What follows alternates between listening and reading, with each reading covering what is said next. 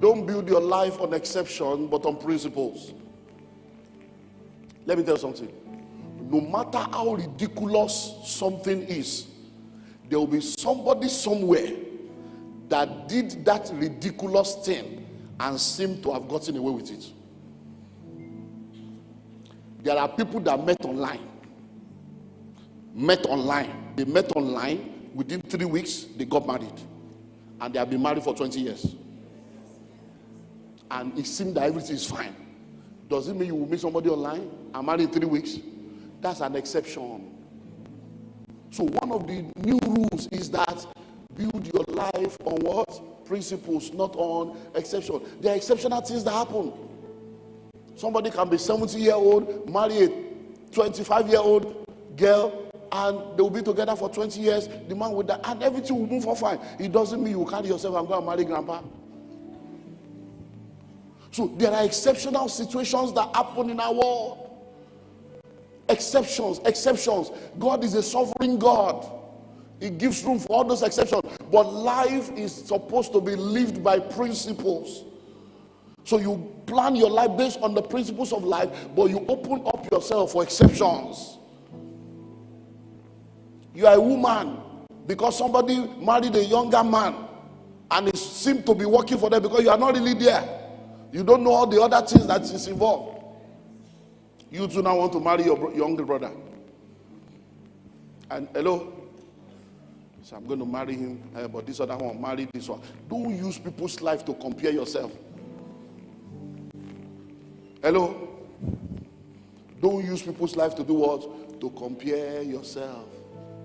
Because many times you don't know the real story. You don't know the real story.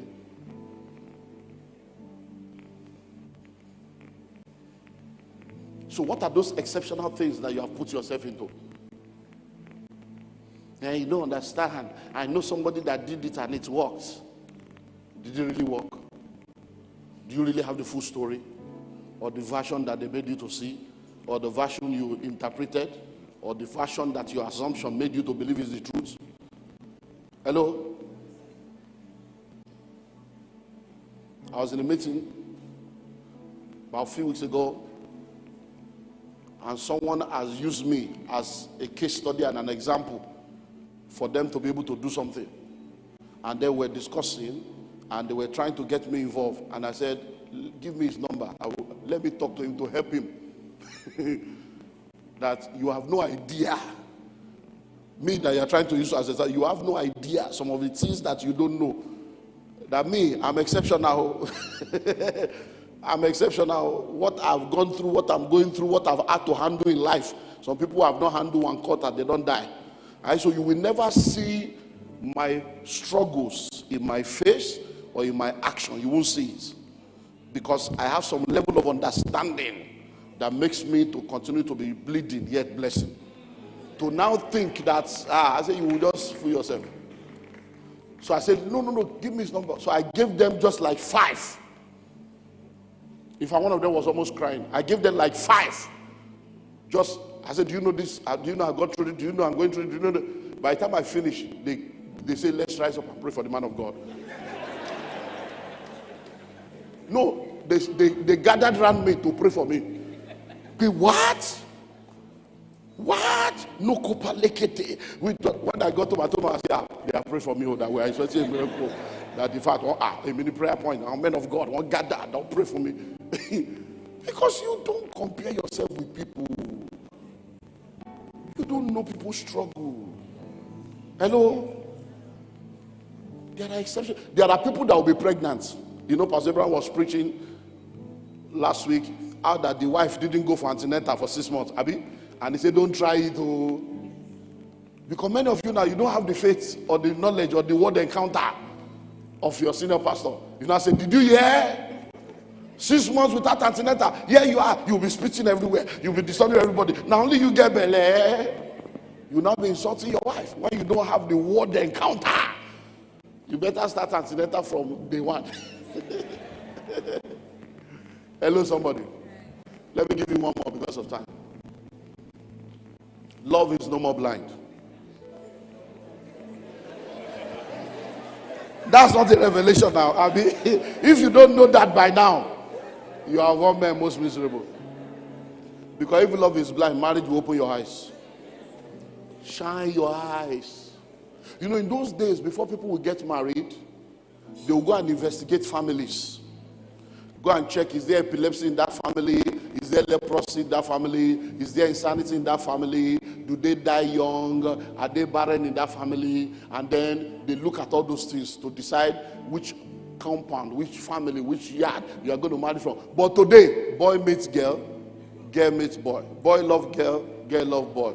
Boy proposes to girl, girl says yes. Boy and girl met in church and they begin to marry.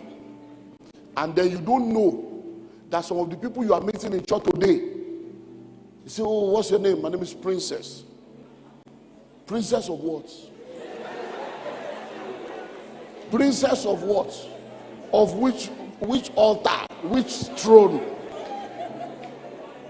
Hello? And all you are seeing is a beautiful woman. And you don't realize that my name is, you don't know that there is a throne somewhere. Some people that you see in church that are committed, they are in department, their mother is an Olokun. Their father is an Abalis. Their name is in a pot in the village. Every morning, they are calling their name on an altar. That's the person you are meeting in Lagos. Oh. Their father will enter river and come out without being wet.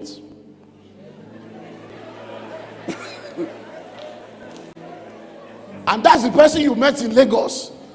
And investigation, you know do. Spiritual scanning, you know do. Fasting and prayer, you know do. Counseling, you know do.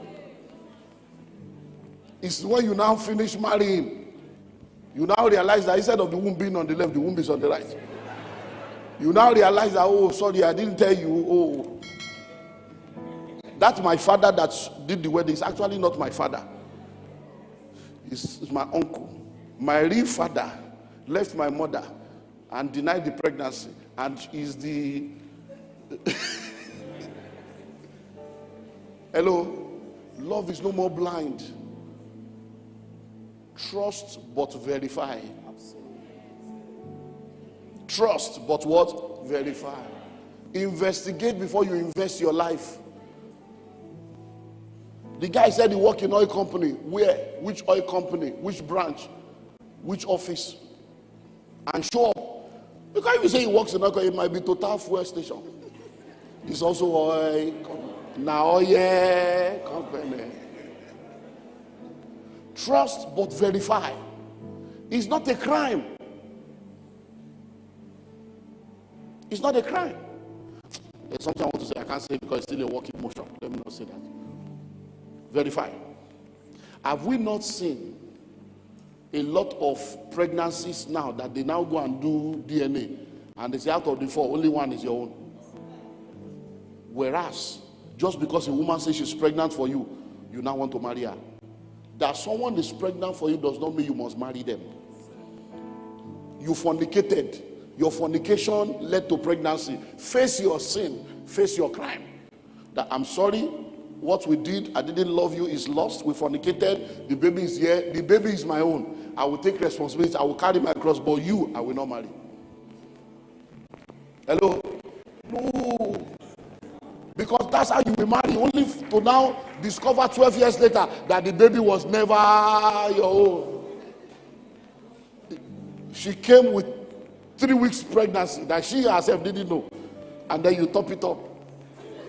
And you carry the load for destiny. Hello? These are realities. That's why you are here, oh, master class. Love is no more blind.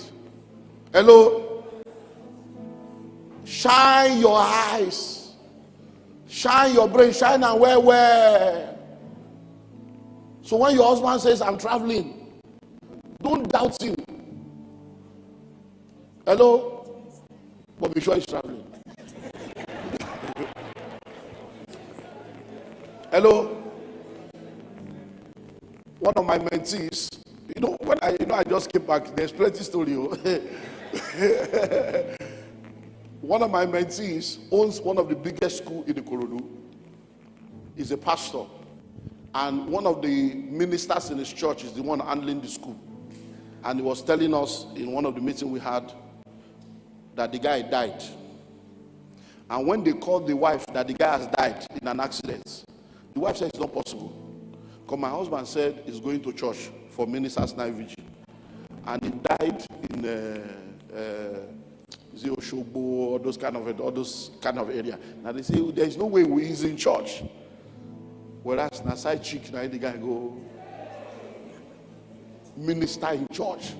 So when you see the drama and everybody's prayer points, you know the good thing about the drama, at least they know they are in trouble.